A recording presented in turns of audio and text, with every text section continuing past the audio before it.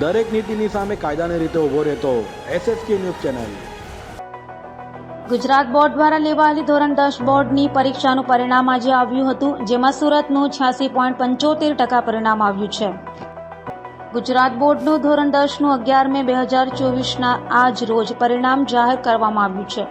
સમગ્ર ગુજરાતનું 82.57% પરિણામ જાહેર કરવામાં આવ્યું છે, જેમાં સુરત જિલ્લાનું 86.75% પરિણામ જાહેર કરવામાં આવ્યું છે. ગત વર્ષની સરખામણીમાં આ વર્ષે પરિણામમાં 10.3%નો વધારો થયો છે. આ સાથે જ ગુજરાતમાં સૌથી વધુ સુરતના 4,870 વિદ્યાર્થીએ A1 ગ્રેડ મેળવ્યો છે. ઉલ્લેખનીય છે કે 2 દિવસ અગાઉ જાહેર થયેલા ધોરણ 12ના પરિણામમાં સુરત ગુજરાતમાં A1 અને A2 ગ્રેડમાં પ્રથમ હતું. પરિણામની વાત કરવા જોઈએ તો એક્સ્ટ્રા ઓર્ડિનરી લેવલ પરનું પરિણામ છે અને સરકારે જે આ સ્ટેપ ભર્યું છે વિદ્યાર્થીઓને મેક્સિમમ પરિણામ આપ્યું છે, એના કારણે વિદ્યાર્થીઓમાં પણ કોન્ફિડન્સ છે. નાસીપાસ થવાના પર્સન્ટેજ પણ એમાં ઘટાડો કહી શકાય છે અને 350 કરતાં પણ વધારે એવંગેડ અત્યારે આશાદી ગ્રુપ ઓફ સ્કૂલમાં આવી ગયા છે. સુરત જિલ્લાને આપણી શાળાના કેટલા A1 ગ્રેડ છે? આશાદી ગ્રુપ ઓફ સ્કૂલની વાત કરવી જોઈએ તો 350 એવંગેડ છે, જે ગત વર્ષની સરખામણીએ ડબલ કરતાં પણ વધારે એવંગેડ આવતા આશાદી ગ્રુપ. સાહેબ, કઈ પ્રકારે બાળકોને મહેનત કરાય છે આખું વર્ષ દરમિયાન? મહેનતની વાત કરવા જો દર વર્ષે જે હાર્ડ મહેનતમાં જે આશાદી ગ્રુપ ઓફ સ્કૂલ માને છે એ જ પ્રમાણની મહેનત આ વર્ષે પણ કરાવી છે, પણ એમાં મા બાપ પેરેન્ટ્સનો પણ ખૂબ સપોર્ટ રહી છે, શિક્ષકોની અથાગ મહેનત હોય છે, એના કારણે જ આ રિઝલ્ટ પોસિબલ છે. આપણી શાળામાં એવો વિદ્યાર્થી કે જે ખૂબ જ વીક પરિસ્થિતિઓને આજે હાઈએસ્ટ માર્ક્સ આવે એવું કંઈ? જસ્ટ તમને વાત કરું તો અમારી બાજુમાં જે એક વિદ્યાર્થી ઊભો છે, જે અમારા સ્કૂલના પિયુન માસી છે, જે અહીંયા કામ કરે છે, સફાઈનું કામ છે, એમનો જ જે સ્ટુડન્ટ છે એને 94% મેળવ્યા છે અને એ વિદ્યાર્થીએ આ લેવલનું પરિણામ મેળવ્યું છે, એના માટે અમને ખૂબ જ હર્ષની લાગણી છે. હીરોપરા દિશાન કમલેશભાઈ. કઈ શાળામાં અભ્યાસ કરો?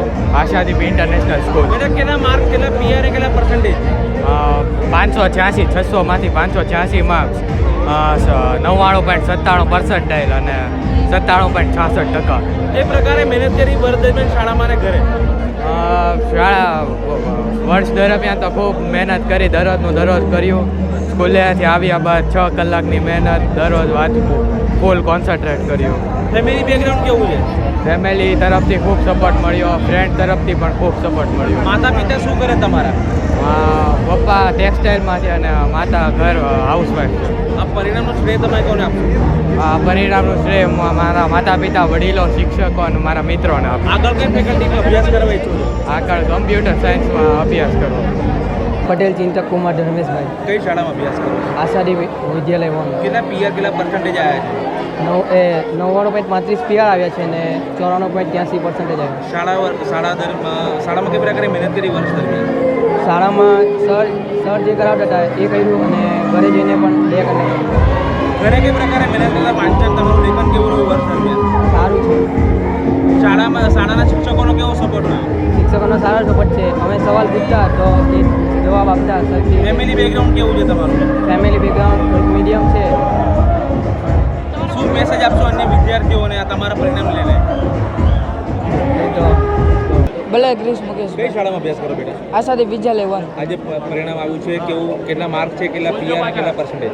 PR 99.99 અને માર્ક્સ 590 અને ટકા 98.33.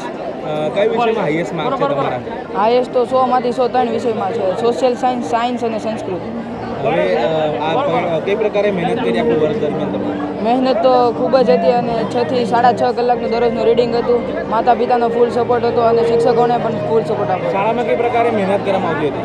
શાળામાં તો દરરોજ 7 વાગ્યાથી શરૂ થતી સ્કૂલ અને 4 વાગે પૂરી થતી અને જેને ક્વેરી હોય એને 1 કલાક વધારે પણ રોકાવાનું અને દરરોજ પેપર લેવાતા એક દિવસે. ફેમિલી બેકગ્રાઉન્ડ કેવું છે? માતા પિતા શું કરે? મારા પિતા રોલ પાલિશ કરે છે અને મારી માતા હાઉસવાઈફ છે. હવે આગળ કઈ ફેકલ્ટીમાં અભ્યાસ કરવા ઈચ્છો છો? આગળ તો ડૉક્ટર બનવાનું છે, ન્યુરોસર્જન. જે બાળકો નાપાસ થાય છે અથવા ઓછા માર્ક્સ આવે તેને શું મેસેજ આપે?